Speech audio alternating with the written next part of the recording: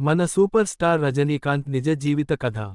ఒక సాధారణ మనిషి ఎలా అసాధారణ స్టార్గా మారాడో చెప్పే కథే రజనీకాంత్ జీవితం.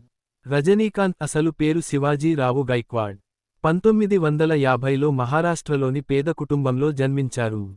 చిన్న వయసులోనే తల్లి మరణించడంతో కుటుంబ బాధ్యతలు ఆయన మీదే వచ్చాయి. జీవనోపాధి కోసం ఎన్నో చిన్న ఉద్యోగాలు చేశారు.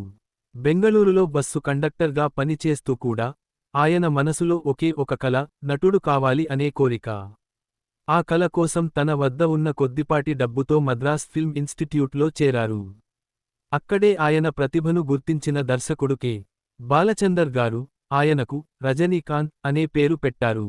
మొదట్లో విలన్ పాత్రలు, చిన్న పాత్రలే చేసినా ఆయన ప్రత్యేకమైన స్టైల్, డైలాగ్ డెలివరీ, ఆత్మవిశ్వాసం ప్రేక్షకులను ఆకట్టుకుంది. నెమ్మదిగా హీరోగా ఎదిగి బాషా, ముత్తు, పదయప్ప, శివాజీ, యంగ్ధిరన్ వంటి సినిమాలతో సూపర్ స్టార్ అయ్యారు. కోట్ల రూపాయల సంపాదన ఉన్నా కూడా ఆయనలోని సాదాసీదా స్వభావం, వినయం, దానశీలత మారలేదు. కుడి చూపుడు వేలు నీతి, సందేశం. పరిస్థితులు ఎంత కఠినమైనా కలలు, కష్టపడి పనిచేయడం, నమ్మకం